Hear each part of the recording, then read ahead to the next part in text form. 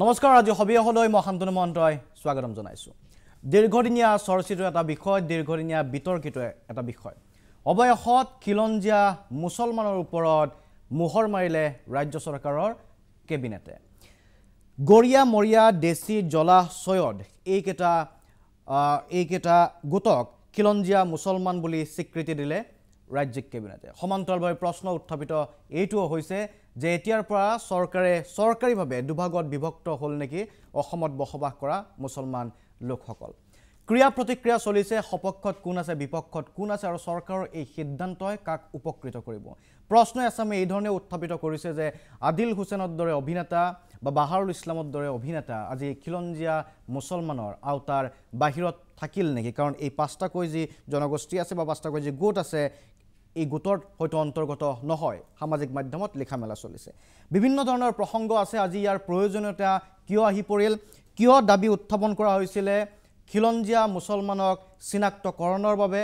জৰীপ অনুষ্ঠিত হ'ব নেকি জৰীপ হ'ব নেকি বা জৰীপ অবিহনে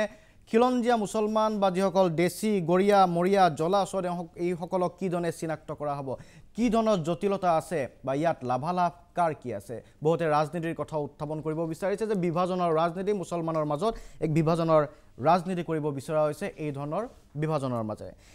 সামগ্ৰিকভাৱে আমি কথা বতৰাসমূহ পাতিম ষ্টুডিঅ'ত আমাৰ অতিথিসকল উপস্থিত আছে বিশ্লেষণ কৰিবলৈ চেষ্টা কৰিম যে আসলতে প্ৰকৃততে কাৰ কি লাভ হ'ব এই পৰিঘটনাৰ বাবে ষ্টুডিঅ'ত কিছু সময় পাছতে বিজয় বিধায়ক বিশ্বজিৎ ফুকন আহি উপস্থিত হ'ব স্বাগতম জনাম তেখেতক এই মুহূৰ্তত কংগ্ৰেছৰ মুখপাত্ৰ জ্যেষ্ঠ মুখপাত্ৰ মেহদি আলম বৰা ডাঙৰীয়া আছে বৰা ডাঙৰীয়াক স্বাগতম জনাইছোঁ মই গৰিয়া মৰিয়া দেশী জাতীয় পৰিষদৰ সাধাৰণ সম্পাদক শাহিদ আহমেদ ডাঙৰীয়া আছে আহমেদ ডাঙৰীয়াক স্বাগতম জনাইছোঁ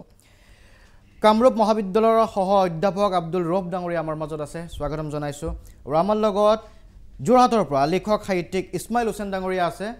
ইছমাইল হুছেইন ডাঙৰীয়াকো মই স্বাগতম জনাম আমি যদি পাই আছোঁ ঠিক আছে প্ৰথমতে মই আৰম্ভ কৰিব বিচাৰিছোঁ গৰিয়া মৰিয়া দেশী জাতীয় পৰিষদৰ সাধাৰণ সম্পাদক সাদিক আহমেদ ডাঙৰীয়া আপোনাৰ পৰাই দীৰ্ঘদিনীয়া দাবী আছিল বুলি ইতিমধ্যে চৰ্চিত হৈছে আপোনালোকে এই দাবীসমূহ উত্থাপন কৰি আহিছিল অৱশেষত কেবিনেটে মোহৰ লগালে লাভ কি হ'ব এতিয়া সদৌ অসম গৰিয়া মৰিয়া দেশী জাতীয় পৰিষদে 2006 চনৰ পৰাই আমাৰ যি জনগোষ্ঠীয় সংগ্ৰামখন আজি 18 বছৰ ধৰি আমি চলাই আহিছিলোঁ যে অসমৰ যি থলুৱা ইছলাম ধৰ্মী গৰিয়া মৰিয়া দেশী এই জনগোষ্ঠীসকলৰ অস্তিত্বৰ সংকটত ভুগি আহিছে আৰু আমাৰ পৰিচয়বিহীন হৈ গৈছিলোঁ যিহেতুকে অসমত একেই ধৰ্মৰ লক্ষ লক্ষ লোক প্ৰব্ৰজনকাৰী আছে বহিৰাগত আছে যাৰ বাবে আজি অসমৰ থলুৱা ইছলাম ধৰ্মীসকল অস্তিত্বৰ সংকটত ভুগিব লগা হৈছিলে যাৰ বাবে আমাৰ লোকসকলক কেতিয়াবা বিদেশী বাংলাদেশী বহিৰাগত ডি ভোটাৰ বা এনআৰচিত নাম কৰ্তন এনেকুৱা সমস্যা আমাৰ সন্মুখত আহি পৰিছিলে সঁচাকৈ আমি কেতিয়াও ভবা নাছিলোঁ অসমৰ থলুৱা ইছলাম ধৰ্মীসকলে সুকীয়াকৈ গৰিয়া মৰিয়া দেশীসকলৰ অস্তিত্বৰ আৰু এখন যুঁজ দিব লাগিব বুলি যে আমি সদৌ অসম ছাত্ৰ সন্থা কৰিছোঁ আমি অসম জাতীয়তাবাদী যুৱ ছাত্ৰ পৰিষদ কৰিছোঁ অসম সাহিত্য সভাৰ লগত আমি জড়িত আমি কেতিয়াও ভবা নাছিলোঁ যে সুকীয়াকৈ আৰু এখন জনগোষ্ঠীয় সংগ্ৰাম কৰিব লাগিব যেতিয়া আমাৰ অস্তিত্বৰ সংকট হৈ গ'ল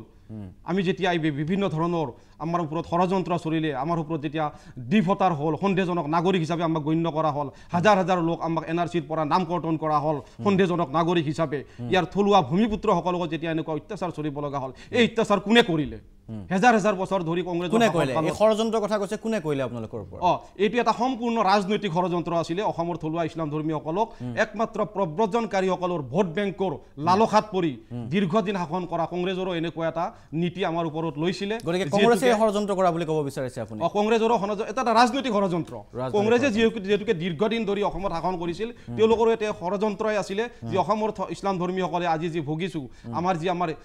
মৰ্যাদা আছিল আমাৰ মৰ্যাদা হানি হৈছে কাৰণ আজি আমি বিদেশী ন্যায়াধিকৰণত যাব লগা হৈছে নিজে ইয়াৰে থলুৱা ক'ব বিচাৰিছে কংগ্ৰেছে যিসকল থলুৱা মুছলমান আছে আৰু যিসকল প্ৰব্ৰজনকাৰী মুছলমান আছে একত্ৰীকৰণ কৰিছিল মুছলমান হিচাপে আপোনালোকে এতিয়া পৃথক হৈ আহিব বিচাৰিছিল আমি আচলতে একত্ৰীকৰণ নাছিলোঁ আমাৰ এটা ভুল ধাৰণা যে আমাক মানুহে কয় যে মুছলমানৰ মাজত বিভাজন হৈছে নেকি আমি তেওঁলোকৰ লগত কেতিয়া এক হৈ আছিলোঁ সেইটো কওক অসমৰ ৰাইজে সেইটো কওক যে আমি পূৰ্ববংগীয় বা বহিৰাগত ইউ পি বিহাৰৰ পৰা অহা বহিৰাগত নাইবা পূৰ্ববংগীয়সকলৰ লগত আমি কেতিয়া এক আছিলোঁ আমি আছিলোঁ অসমীয়া জাতি গঠন প্ৰক্ৰিয়াত আমি অসম আন্দোলন কৰিছোঁ আমি শৰাইঘাটৰ আন্দোলন কৰিছোঁ আমি ভাষা আন্দোলন কৰিছোঁ মাধ্যম আন্দোলন কৰিছোঁ অসমৰ অস্তিত্বলৈকে যুঁজ দিছোঁ আমি ক'ত কাৰ লগত একেলগে মুছলমান হিচাপে বসবাস কৰি আছোঁ আমাৰ অসমীয়া সমাজ ব্যৱস্থাখন ক'ত না সেইটো আপুনি কৈছে ৰাজনৈতিকভাৱে আপোনালোক কৰি দিয়া হৈছিল সেইটো বস্তু না ৰাজনৈতিকভাৱে তেওঁলোকে আমাক ধৰ্মীয় সংখ্যালঘু হিচাপে আচলতে ভাৰতীয় সংবিধানে যিটো কৈছিল যে যি 6টা ধৰ্মীয় সংখ্যালঘু আছিল তাত ইছলাম ধৰ্মীয়সকলক আমাৰ বিশেষকৈ অসমত একাকাৰ কৰি সংখ্যালঘুৰ মাজতে আমাক আৰু সংখ্যালঘু এই সিদ্ধান্তটো আদৰণি জনাইছে আপোনালোকে কেবিনেটৰ যিটো সিদ্ধান্ত এতিয়া এই সিদ্ধান্তটো আমি আদৰণি জনাইছোঁ আৰু এনেকুৱা ইয়াৰে আগতো যি অসমৰ মাননীয় মুখ্যমন্ত্ৰী হিমন্ত বিশ্ব শৰ্মা ডাঙৰীয়াই মুখ্যমন্ত্ৰীৰ দায়িত্বভাৰ গ্ৰহণ কৰি অসম প্ৰশাসনীয় পদাধিকাৰী মহাবিদ্যালয়ত তেওঁ যি আমাৰ অসমৰ থলুৱা ইছলাম ধৰ্মীয়সকলক আলাপ আলোচনা বুলি এখন সভা আহ্বান কৰি আমাৰ তেওঁ যি 7খন উপসমিতি বনাই দিলে যে আমাৰ শিক্ষা আমাৰ সংস্কৃতি আমাৰ স্বাস্থ্য এনেকুৱা আমাৰ যি উপসমিতিসমূহ বনাই দিলে তাতো আমি আদৰণি জনাইছিলোঁ আমি নিশ্চিতভাৱে ভাবিছিলোঁ যে এইখন চৰকাৰত যিহেতুকে কোনো পূৰ্বভংগীয় নাইবা আমাক বাধা দিব পৰা কোনো এমএলএ বিধায়ক নাই গতিকে এই চৰকাৰখনে আমাৰ কথাখিনি বুজিছে হৃদয়ঙ্গম কৰিছে গতিকে মাননীয় মুখ্যমন্ত্ৰীয়ে ঐতিহাসিক এটা সিদ্ধান্ত লৈছে প্ৰথমবাৰৰ বাবে অসমৰ ইতিহাসত আলাপ আলোচনা বুলি এখন সভা পাতি অসমৰ থলুৱা ইছলাম ধৰ্মীয়সকলৰ কমচে কম দুখ বেদনাৰ বুজ লৈছে আৰু সিদ্ধান্ত গ্ৰহণতে আপোনালোকৰ সপক্ষে এটা সিদ্ধান্ত গ্ৰহণ কৰিছে সেই কথাটো আপোনালোকে অনুধাৱন কৰিছে মই আহিম আপোনাৰ ওচৰলৈকে মই মেহেদি আলম বৰা ডাঙৰীয়াৰ ওচৰলৈকে যাম বিশ্বজিৎ ফুকন ডাঙৰীয়া আহি পাওক তাৰ পাছত তাৰ পূৰ্বে মই এইবাৰ যাব বিচাৰিছোঁ যোৰহাটলৈকে ইছমাইল হুছেইন ডাঙৰীয়া আমাৰ লগত উপস্থিত আছে আপোনাৰ পৰা জানিব বিচাৰিছোঁ এই যিটো সিদ্ধান্ত ইতিমধ্যে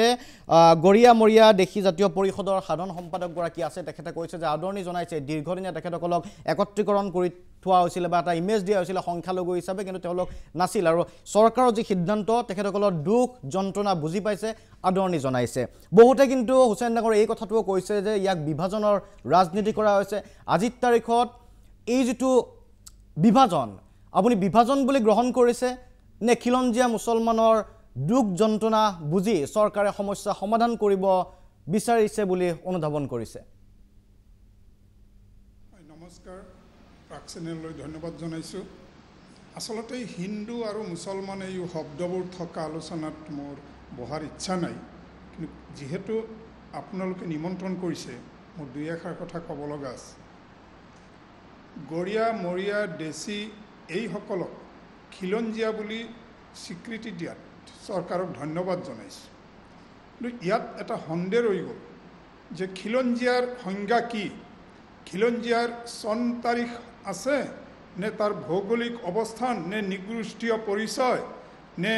তেওঁলোকৰ ভাষা সাহিত্য সংস্কৃতি দ্বিতীয়তে যি গৰিয়া কোৱা হৈছে গৰিয়াৰ মাজত আছে যুদ্ধবন্দী আৰু ধৰ্মান্তৰিত লোক মৰিয়াৰ মাজত যুদ্ধবন্দী থকা বুলি তেওঁলোকৰ প্ৰতিবেদনত আছে দেশী বুলি কওঁতে আলিমেছ বক্তিয়াৰ খিলিজীৰ অসম আক্ৰমণৰ সময়ত খিলিজীক ৰাস্তা দেখুওৱা তেওঁৰ বংশধৰ বুলি কোৱা হয় আৰু পিছত কিছু ধৰ্মান্তৰ হৈছে জুলহা বুলি ক'লে চাহ বাগিচাৰ বনোৱা বয়নশিল্পী এইসকলক কোৱা হয় আৰু চৈয়দ বুলি কওঁতে আৰৱ দেশৰ পৰা অহা বিশেষকৈ আজান ফকীৰৰ লগত বা তাৰো আগত অহা বুলি আমি কিতাপবোৰত পাওঁ গতিকে এই যে 5টা ফৈদ এই 5টা ফৈদক খিলঞ্জীয়া বুলি কোৱা হৈছে কিন্তু খিলঞ্জীয়াৰ সংজ্ঞা নিৰ্ধাৰণ কৰা হোৱা নাই বহুতো জনজাতীয় সংগঠনে দাবী কৰিছে যে খিলঞ্জীয়া মানে পূৰ্বৰ পৰা অসম ভূমিত বসবাস কৰি থকা যিসকলৰ কোনো ধৰণৰ স্থানান্তৰিত হোৱা নাই দ্বিতীয়তে খিলঞ্জীয়া মানে আমাৰ কিছুমান জাতীয়তাবাদী সংগঠন বিশেষকৈ অসম মহাসংঘই কৈছে যে ইয়াণ্ডাবু চুক্তিলৈকে যিসকল অসমত আছিল তেওঁলোক খিলঞ্জীয়া তদুপৰি অসম সাহিত্য সভাই 1951 চন সদখন ছাত্ৰ সন্থাই 1951 চনলৈকে যিসকল ইয়াৰ বৈধ নাগৰিক তেওঁলোকক খিলঞ্জীয়া বুলি কৈছে গতিকে চৰকাৰৰ ফালৰ পৰা এই সংজ্ঞাসমূহৰ কোনটো সংজ্ঞা গ্ৰহণ কৰিছে আমি জনাত এতিয়ালৈকে খিলঞ্জীয়াৰ সংজ্ঞা নিৰ্ধাৰণ হোৱা নাই গতিকে খিলঞ্জীয়াৰ নিগোষ্ঠীগত বিচাৰ কি হ'ব এই বিষয়ে একো সিদ্ধান্ত হোৱা নাই NDA টেষ্ট কৰিব না অন্য ধৰণে কিবা কৰিব খিলঞ্জীয়াৰ পূৰ্বপুৰুষ ভূমিপত্ৰ হ'ব লাগিব নে নাই এইটো এটা গুৰুত্বপূৰ্ণ প্ৰশ্ন কাৰণ ছৈয়দসকলৰ পূৰ্বপুৰুষ ইয়াৰ ভূমিপুত্ৰ নহয় ইতিহাসে কয় গতিকে এইবোৰ আমাৰ সন্দেহ হয় এইকাৰণেই যে আগতে এই ঘোষণাৰ আগতে যিখিনি কাম কৰিব লাগিছিলে যে গৰিয়া মৰিয়া দেশী জনগোষ্ঠীয় পৰিচয়ৰ কাৰণে তেওঁলোকে দাবী কৰিছিলে তেওঁলোকে মুছলমান শব্দ থকা খিলঞ্জীয়াৰ পিছত মুছলমান শব্দ থকা পৰিচয় নহয় আৰু তেওঁলোকৰ পৰিচয়ক মই সমৰ্থন জনাইছিলোঁ মই ছ'চিয়েল মিডিয়াত এই বিষয়ে মই মন্তব্য দিছোঁ যে তেওঁলোকে নিজা পৰিচয় দিছিলোঁ লওক আমি সেই পৰিচয়ত নাই কিন্তু আমাৰো এটা জনগোষ্ঠীয় পৰিচয় আছে বা আমি ধৰ্মান্তৰিত আমি কোচৰ পৰা ধৰ্মান্তৰিত কোনোবাই কৈৱৰ্তৰ পৰা ধৰ্মান্তৰিত আমি প্ৰাচীন কামৰূপৰ আমাৰ পূৰ্বপুৰুষ প্ৰাচীন প্ৰাগজ্যোতিষপুৰৰ সেই প্ৰাচীন প্ৰাগজ্যোতিষপুৰ প্ৰাচীন কামৰূপ ভাগ হোৱাৰ পিছত আমি য'ত আছোঁ সেই ঠাইখিনিৰ মানুহখিনিক কেনেকৈ লোৱা হ'ব ভূমিপুত্ৰ হ'ব নে খিলঞ্জীয়া হ'ব নে তেওঁলোক অসমৰ বাহিৰৰ মানুহ হ'ব গতিকে এইবোৰ পিছৰ কথা কিন্তু এই গৰিয়া মৰিয়া দেশী এইসকলক জনগোষ্ঠীয় পৰিচয় যিটো দিব লাগিছিল সেই পৰিচয়টো কিন্তু মুখ্য নহ'ল আৰু অসমীয়া খিলঞ্জীয়া মুছলমান তাৰমানে এই শব্দবোৰ প্ৰচলিত চৰকাৰে এইটো স্বীকৃতি দিছে আসলে সমাজত এইটো স্বীকৃত এই দাবী উঠা নাছিলে দাবী উঠিছিলে গৰিয়া মৰিয়া জনগোষ্ঠীয় পৰিচয় আৰু সেই জনগোষ্ঠীয় পৰিচয়ৰ কাৰণে নিগোষ্ঠীয় অধ্যয়ন গৱেষণাৰ প্ৰয়োজন আৰু সেই কামখিনি নকৰাকৈ ঘোষণা দিছে এতিয়া চৰকাৰে কি ধৰণে আগবাঢ়ে আৰু চৰকাৰে যিটো কথা কৈছে তেওঁলোকৰ শিক্ষা সংস্কৃতি স্বাস্থ্য অৰ্থনীতিৰ উন্নয়নৰ কথা মই 100% সমৰ্থন জনাইছোঁ কাৰণ মই এই আটাইবোৰ জনগোষ্ঠীৰ মাজত আছোঁ কেৱল এই মুছলমানৰ এই ফৈদবোৰে নহয় মই অসমৰ সকলো জনগোষ্ঠীৰ মাজত গৈ দেখিছোঁ কিহৰ কাৰণে তেওঁলোকৰ অনুন্নয়ন হৈছে ইটো জনগোষ্ঠীয়ে সিটোক দোষাৰোপ কৰিছে আজিও মই খিলঞ্জীয়া মুছলমান সংগঠন এটাৰ সভাপতিগৰাকীৰ মই প্ৰেছ বিজ্ঞপ্তি শুনিলোঁ তেওঁলোকে ক'লে পূৰ্ববংগীয়া মূলৰ মানুহৰ শোষণৰ পৰা হাতোৰাৰ পৰা আমাক ৰক্ষা কৰিলে আৰে পূৰ্ববংগীয় মূলৰ মানুহৰ কি উন্নয়ন হৈছে আৰু তেওঁলোকৰ যিসকল মন্ত্ৰী বিধায়ক তেওঁলোকে কি কৰিছে তেওঁলোকক পূৰ্ববংগীয় মূল কেতিয়া আৰু সেইবোৰ কথা আমি বিবেচনা কৰিব লাগিব আৰু অসমত কিন্তু এই সৈয়দ সম্প্ৰদায়ৰ গৰিয়াৰ সৈয়দ সম্প্ৰদায়ৰ মুখ্যমন্ত্ৰী প্ৰধানমন্ত্ৰী আছিল স্বাধীনতাৰ আগত তেওঁক প্ৰশ্ন কৰা হৈছিল নে কিয় গৰিয়া মৰিয়াৰ উন্নয়ন নহ'ল অসমৰ মুখ্যমন্ত্ৰী আছিল আনোৱাৰা তাইমুৰ তেওঁ তাইমুৰ বংশৰ বাহিৰৰ আক্ৰমণকাৰী বংশৰ তেওঁ ইয়াত আহি অসমীয়া হৈ গ'ল তেওঁলোক কিন্তু তেওঁ ইয়াত যেতিয়া সেই চৰ চাপৰিৰ মানুহৰ দৰগাঁৱৰ মানুহৰ ভোটেৰে মুখ্যমন্ত্ৰী হ'ল সেইগৰাকী মহিলাক সেইগৰাকী সন্মানীয় মুখ্যমন্ত্ৰীক সুধিছিল নে কোনোবা সংগঠনে যে গৰিয়া মৰিয়াৰ উন্নয়ন কিয় নহ'ল তদুপৰি যিসকল সাংসদ আছে গৰিয়া মৰিয়াৰ সৈয়দ সম্প্ৰদায়ৰ সৈয়দ আব্দুল মালিক সাংসদ আছিল ৰাজ্যসভাৰ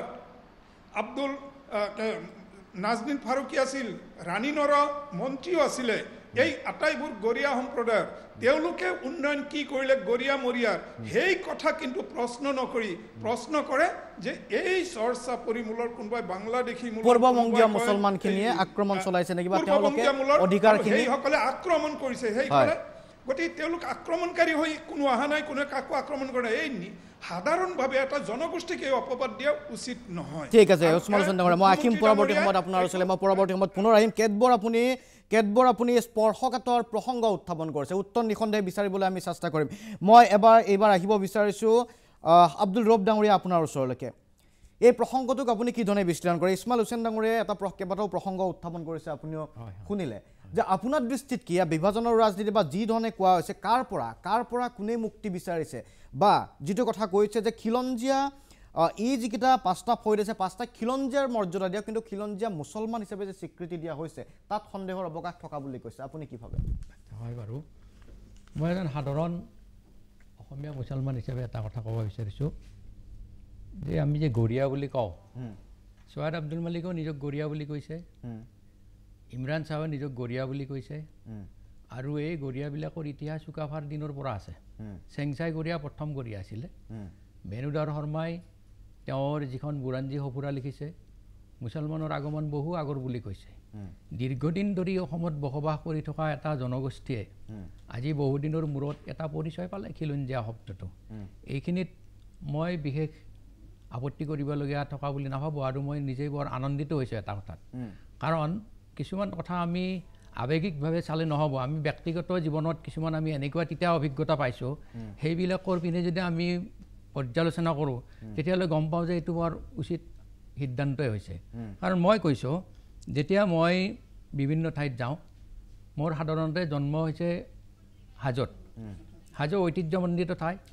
আৰু হাজোৰ সনিয়াদী অঞ্চলৰ যিখন LP স্কুল আছে আপুনি শুনি আচৰিত হ'ব 1840 চনৰ LP স্কুল অসমৰ বিভিন্ন ঠাইত যেতিয়া আমি এটা সময়ত ইণ্টাৰভিউ দিবলৈ যাওঁ মোকালমোৱা অঞ্চল বা হাজো অঞ্চল বুলি ক'লে আমাক প্ৰশ্ন কৰে আপোনালোকে ঘৰত কি ভাষা কয় দুটা দিশৰ পৰা এই বস্তুটো মই চাব পাৰোঁ যে প্ৰথম কথা যিবিলাক মানুহে প্ৰশ্ন কৰে তেওঁলোকে ভাবে নেকি যে আমি বঙালী মানুহ এক নম্বৰ দ্বিতীয়টো এইটো হ'ব পাৰে যে আমাৰ মাজৰ কিছুমান মানুহে হয়তো ঘৰত এটা বেলেগ ভাষা কয় আৰু সামাজিক অনুষ্ঠানবিলাকত এটা ভাষা কয়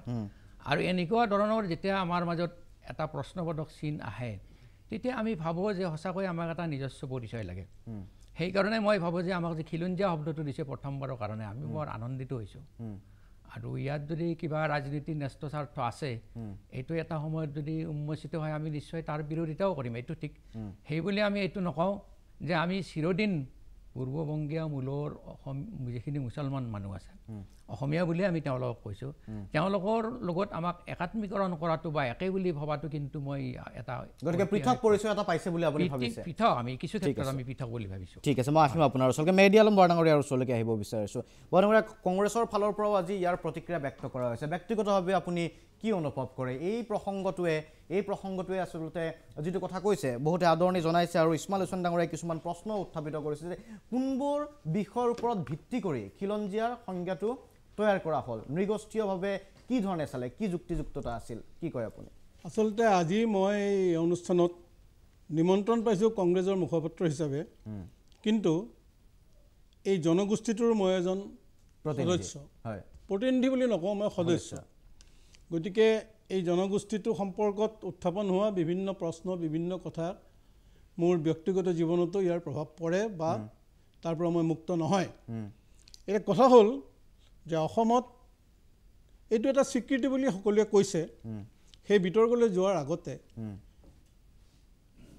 মই এই প্ৰশ্নটো উত্থাপন কৰিব খুজিছোঁ যে খিলঞ্জীয়া চৰকাৰীভাৱে ঘোষণা হ'ল নেকি ক'ৰবাত কোন খিলঞ্জীয়া আৰু যদি হৈছে তেন্তে চৰকাৰে আমাক স্পষ্টভাৱে জনাব লাগে সেই তালিকাত কোন কোন আছে আৰু সেই তালিকাত এই 5টা জনগোষ্ঠী অন্তৰ্ভুক্ত হৈছে নেকি নে কেৱল এই 5টা জনগোষ্ঠীক আবুহা ভাৰিবলৈ এই আখ্যাটো দি পেলাই অন্যান্য যিটো দাবী মূল দাবী যে জনগোষ্ঠীয় তালিকাত তেখেতসকলে যিটো অন্তৰ্ভুক্তি বিচাৰিছে সেইটোৰ পৰা এই দাবীৰ পৰা যাতে বঞ্চিত কৰিব পাৰে সেইটো এটা চৰকাৰী ষড়যন্ত্ৰ নেকি কাৰণ খিলঞ্জীয়া বুলি ক'লে অসমত বুলি নহয় পৃথিৱীৰ যিকোনো জেগাতেই যেতিয়া কোনো ঔপনিৱেশিক শক্তি আহে আৰু সেই ঔপনিৱেশিক শক্তিৰ বিৰুদ্ধে যিসকলে যুঁজ কৰি পেলাই নিজৰ স্থিতি বাহাল ৰাখে তেওঁলোকে খিলঞ্জীয়া আৰু অসমত সেইটো 1826 চনত প্ৰতিপন্ন হৈছে যে ব্ৰিটিছ ঔপনিৱেশবাদৰ বিৰুদ্ধে সাম্ৰাজ্যবাদৰ বিৰুদ্ধে যিসকলে যুঁজ দিছিলে সেই সময়ত যিসকলে ইয়াত আছিল তেওঁলোকেই এই ভূমিৰ প্ৰকৃত খিলঞ্জীয়া এতিয়া কথা হ'ল যে সেই সময়ত থকা যিসকল জনগোষ্ঠী তেওঁলোকৰ তালিকা অন্তৰ্ভুক্ত চৰকাৰে কৰিছে নেকি যদি নাই কৰা তেতিয়াহ'লে তেওঁলোকক আকৌ কিয় বঞ্চিত কৰিছে খিলঞ্জীয়াৰ পৰা তেওঁলোক অখিলঞ্জীয়া নেকি কেৱল খিলঞ্জীয়া নহ'ল তেওঁলোক কিয় খিলঞ্জীয়া লয় এটা মুছলমানসকল আহিছিলে 1206 খ্ৰীষ্টাব্দত আৰু আহোমসকল আহিছিলে চুকাফাৰ দিনত 1228 খ্ৰীষ্টাব্দত এতিয়া 22 বছৰৰ পিছত অহাসকলে এতিয়া 22 বছৰ পিছত খিলঞ্জীয়া তালিকাত অন্তৰ্ভুক্ত হ'ব নেকি তেওঁলোক কাৰণ তেওঁলোকতো খিলঞ্জীয়া বুলি চৰকাৰে ঘোষণা কৰা নাই এতিয়া আপুনি কোৱা কথাটোৰ উত্তৰটো মুখ্যমন্ত্ৰীগৰাকীয়ে কি দিছে মই এবাৰ দেখুৱাইছোঁ তেতিয়া একেলগে কৈ দিব মানে আপুনি যিটো প্ৰশ্ন উত্থাপন কৰিছিল বাকীসকল কেনেকৈ হ'ব আজি মুখ্যমন্ত্ৰীগৰাকীৰ মন্তব্যটো শুনক মুখ্যমন্ত্ৰীগৰাকীয়ে শেহতীয়াকৈ কিছু সময় পূৰ্বেই যেতিয়া এই প্ৰশ্নটো উত্থাপিত হ'ল যে যদি খিলঞ্জীয়াৰ সংজ্ঞাই নিৰূপণ হোৱা নাই তেনেহ'লে মুছলমান খিলঞ্জীয়া কি ধৰণে নিৰ্ধাৰণ কৰা হ'ল মুখ্যমন্ত্ৰীগৰাকীয়ে কি কৈছে তাৰপিছত মেহেদী আলম বৰডাঙৰীয়াই ক'ব আপোনালোকে জানে যে অসমত আমাৰ বহুখিনি ধৰ্মীয় সংখ্যালঘু বা মুছলমান লোক আছে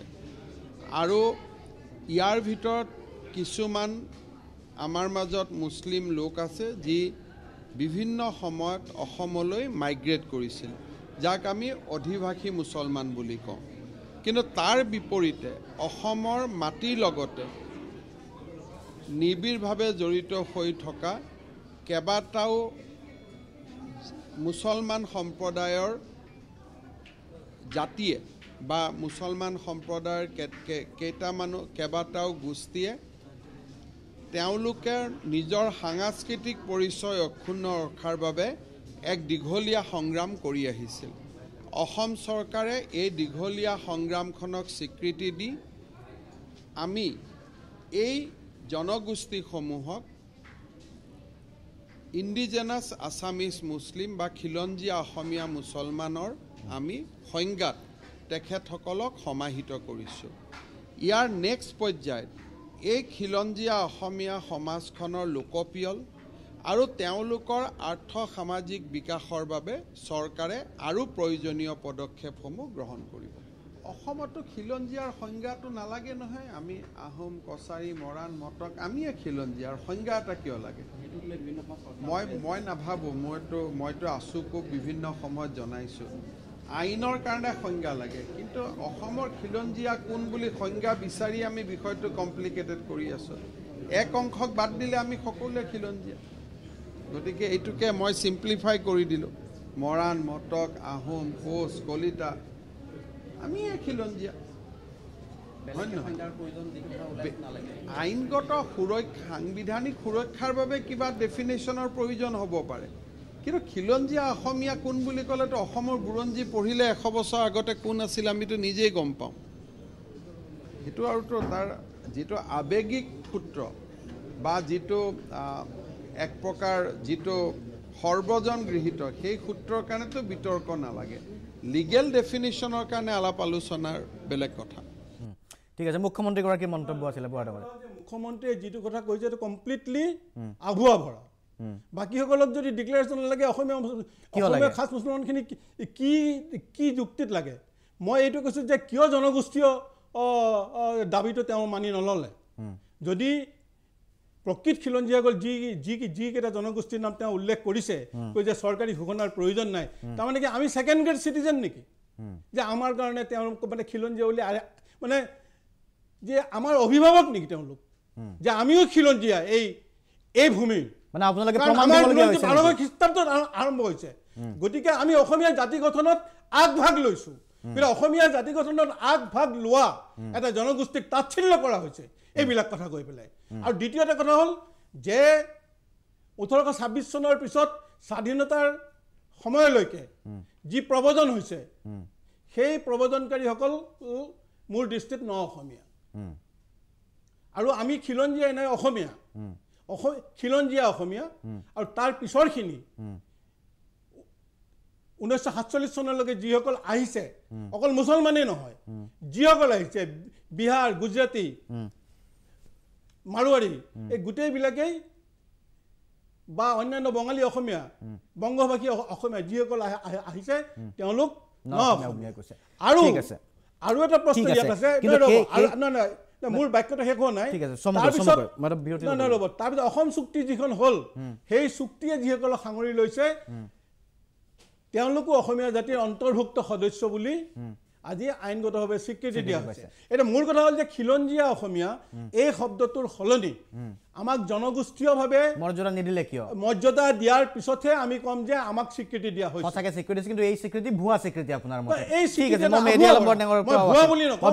ভুৱা বৰ স্বীকৃতি বুলি কৈছে। ঠিক আছে, বিশ্বজিৎ ফুকন ডাঙৰীয়াৰ ওচৰলৈকে আহিম মই। এটা চমু বাণিজ্যিক বিৰতিৰ পাছত কেইবাটাও প্ৰশ্ন জড়িত হৈ আছে, ইতিমধ্যে উত্থাপিত হৈছে। এটা চমু বাণিজ্যিক বিৰতি, উভতি আহিছোঁ অনুষ্ঠানৰ পৰৱৰ্তী অংশলৈ। মই ষ্টুডিঅ'ত বিজেপিৰ বিধায়ক বিশ্বজিৎ ফুকন ডাঙৰীয়া আছে। মই ফুকন ডাঙৰীয়াৰ ওচৰলৈকে আহিব বিচাৰিছোঁ। কেবিনেটৰ শেহতীয়া সিদ্ধান্তক লৈ ব্যাপক চৰ্চা চলিছে ৰাজ্যত। এতিয়া উদ্দেশ্য কি আছিল বুলি ভাবে? ইতিমধ্যে মুখ্যমন্ত্ৰীগৰাকীয়েও কৈছে, মেহেদী আলম বৰডাঙৰীয়াই এই প্ৰশ্নটো উত্থাপন কৰিছে যে জনগোষ্ঠীৰ মৰ্যাদা নিদিলে কিয়, বা অন্যসকলক জনগোষ্ঠী খিলঞ্জীয়াৰ মৰ্যাদা নিদিয়াকৈ কেৱল মুছলমানসকলকে খিলঞ্জীয়া মুছলমান হিচাপে কিয় চিহ্নিত কৰিলে? প্ৰথম কথা হ'ল মই কিছু পলমকৈ পালোহি, ট্ৰেফিক জামৰ কাৰণে মই প্ৰায় 15 মিনিট দেৰিকৈ আহি পালোঁ। গতিকে কিছু কথা আপোনালোকে কি আলোচনা কৰিলে সেইখিনি মই বিশেষ গম নাপালোঁ, কিন্তু শেহতীয়াভাৱে মেহেদীদাৰ কথাখিনি মই শুনিলোঁ আৰু তাৰ আগত হয়তো দুই এজনে এই বিষয়ে কিবা মন্তব্য দিছিল। আমাৰ কথাবিলাক স্পষ্ট যে আমি এইখন চৰকাৰ, খিলঞ্জীয়াৰ চৰকাৰ, এইখন চৰকাৰে অসমৰ মাটি, অসমৰ বতাহ, অসমৰ পানীৰ লগত যিসকল ব্যক্তিৰ সম্পৰ্ক আছে সেইসকল ব্যক্তিৰ সুৰক্ষাৰ কথা, সেইসকল ব্যক্তিৰ বিকাশৰ কথা চিন্তা কৰোঁ। এতিয়া 5টা জনগোষ্ঠীৰ কথা যোৱাকালি কেবিনেটত আলোচনা হৈছে। 5টা জনগোষ্ঠীৰ ভিতৰত চৈয়দ, দেশী, জোলা বা গৰীয়া, মৰীয়া। এতিয়া কথা হ'ল যে গৰীয়াসকল, মেহেদীদাই কৈছে যে বহুতে দাবী কৰে যে 1206 খ্ৰীষ্টাব্দৰ পৰা ইয়াত ইছলাম ধৰ্মী লোকসকল আছে, কোনোবা আগত আহিছে পাছত আহিছে সেইটো বেলেগ কথা মোৰ কথাটো হ'ল যে ইয়াৰ মাটি আৰু পানীৰ লগত কাৰ সম্পৰ্ক আছে ইয়াৰ বতাহৰ লগত কাৰ সম্পৰ্ক আছে যিসকল লোকৰ ইয়াত সম্পৰ্ক আছে বুলি ভাবিছোঁ কিন্তু তেওঁলোকে বিভিন্ন কাৰণত তেখেতসকলক চিনাক্তকৰণ কৰাৰ ক্ষেত্ৰত কিছু অসুবিধা হৈছে বিভিন্ন ধৰ্মীয় ক্ষেত্ৰতে হওক আজি কৈছে তেখেতে যে বহুতে কৈছে আজি মৰাণ মতক খিলঞ্জীয়া নহয় নেকি আজি মৰাণ ব্যক্তি এজনক চিনাক্তকৰণ কৰিবলৈ একো অসুবিধা নহয় তেওঁ যে মৰাণ ব্যক্তি তেওঁ যে আহোম ব্যক্তি তেওঁ সততে দেখা পোৱা যায় তেওঁৰ সম্পৰ্কত কোনো কথাও নহয় আপুনি আজি যদি চাই আহোম ব্যক্তিজনৰ তেওঁ উপাধি তেওঁ আচাৰ কিন্তু এই সকল ব্যক্তি যি 5টা থলুৱা জনগোষ্ঠী তেওঁলোক ধৰ্মীয়ভাৱে সংখ্যালঘু ধৰ্মীয় জনগোষ্ঠী তেওঁলোকৰ লগত কিছুমান সন্দেহযুক্ত ব্যক্তিৰ নাম উপাধি ধৰ্মীয় চিন্তা চৰ্চাৰ সাদৃশ্য থকাৰ বাবে সংখ্যালঘুৰ মাজত একাকীকৰণ হৈ গৈছে আমাৰ যিসকল থলুৱা যিসকলৰ অসমৰ লগত কোনো সম্পৰ্ক নাই যিসকল বাংলাদেশী যিসকলৰ সন্দেহযুক্ত ব্যক্তি তেওঁলোকৰ লগত নাম উপাধি ইত্যাদিৰ ফলত তেওঁলোক একে হৈ পৰিছে যাৰ ফলত এখেতসকলৰ কাৰণে কালিলৈ যদি আজি চৰকাৰে থলুৱা লোকসকলৰ বিকাশৰ কথা কিবা চিন্তা কৰে সেই আঁচনিবিলাক কাক দিব কোন থলুৱা হ'ব গৈ পেলাই সন্দেহযুক্ত ব্যক্তিৰ ক্ষেত্ৰত সেইখিনি আঁচনি হয়তো বেছিকৈ পায়গৈ যাৰ ফলত মই অলপ দিন আগৰ পৰা দেখিছিলোঁ মই উজনি অসমত থাকোঁ উজনি অসম মুছলিম কল্যাণ পৰিষদ নামে এটা সংগঠন আছে তেখেতসকলে এই দাবীটো তীব্ৰভাৱে কৰি আহিছিলে এই দাবীটো এনেকুৱা নহয় আজি যেনেকৈ মেহদিদাই কৈছে আমি ভাগ ভাগ কৰা প্ৰশ্নটো পাছত প্ৰথম এই 5টা জনগোষ্ঠীৰ পৰা তেখেতসকলৰ স্বীকৃতিৰ সম্পৰ্কত আজি দাবী উত্থাপন হৈ আহিছে তেখেতসকলে কৈ আহিছে যে আমি যিসকল বাকী জনগোষ্ঠী আমাৰ ধৰ্মীয় একে মানুহ তেওঁলোকৰ লগত আমাৰ পৃথক এটা চিনাকি হ'ব লাগে যিটো কথা গুৰুত্ব সহকাৰে লোৱা হ'ল এতিয়া ধৰক গৰীয়াসকল যিসকল বিভিন্ন সময়ত আহোমৰ দিনত অসমলৈ আহি যুঁজ বাগৰ কৰি ইয়াতে থাকি গ'ল ইয়াত হয়তো ৰংঘৰ কাৰেংঘৰ বনাবৰ সময়ত তেওঁলোকৰ কিছু সহায় ল'বলৈ বাহিৰৰ পৰা ব্যক্তি অনা হৈছে যিসকল থাকি গ'ল সেইসকলৰ বংশধৰসকলে ইয়াতে থাকিলে ইয়াতে বিয়া বাৰু পাতিলে তেওঁলোকৰ চিনাকি আৰু আজি বাংলাদেশৰ পৰা ইয়াত থিতাপি লোৱা ব্যক্তিজনৰ চিনাকি একে হ'ব নোৱাৰে গতিকে সেইটোকে পৃথকীকৰণৰ ক্ষেত্ৰত স্বীকৃতি এটা প্ৰদান কৰিলে আপোনালোকে ঠিক তেনেকৈ ধৰক মৰিয়াসকল 790টা পৰিয়াল যেতিয়া কলিয়াবৰত মৰিয়া পৰিয়াল আহি তেতিয়া যুদ্ধবন্দী হোৱাৰ পাছত তেওঁলোকক কাঁহ ধেনু কাৰ বাচন বৰ্তন ইত্যাদি বনাবৰ কাৰণে সেই পৰিয়ালকেইটাক ৰজা দিনত ব্যৱহাৰ কৰা হৈছিল আৰু তেওঁলোকে এই মৰিয়াই যে কোৱা হয় মই একদম সঁচা মিছা নাজানো যিটো মই শুনিছোঁ যিটো মই পাইছোঁ যে মৰিয়াই কাঁহ বনায় ধেনু বনায় তৰোৱাল বনায় সেই মৰিয়াই কামখিনি কৰাৰ কাৰণে তেওঁলোকক মৰিয়া জনগোষ্ঠী বুলি সেই 790টাৰ কথা ক'লে ঠিক তেনেকৈ বকু আৰু গোৱালপাৰা অঞ্চলত যি হ'ল দেশী তেওঁলোক 14 শতিকাৰ পৰাই তেওঁলোকে ইছলাম ধৰ্ম গ্ৰহণ কৰিছে চৈয়দসকলক আজান ফকীৰৰ বংশধৰ বুলি কোৱা হয় যিসকল চৈয়দ ইয়াত আছে তেওঁলোকৰ প্ৰত্যেকৰে নিজৰ এটা আইডেণ্টিটি আছে আমি তেওঁলোকক স্বীকৃতি দি খিলঞ্জীয়া বুলি কৈ তেওঁলোকক যদি এখোজ আগবঢ়াই দিছোঁ মই ভাবোঁ যে আজি মেহদিদাই স্বীকৃতি পাইছে মেহদিদাই নিজে কৈছে মেহদিদাহঁতে ভাল পাব লাগে ইয়াত চব কথা ৰাজনীতি কৰিলে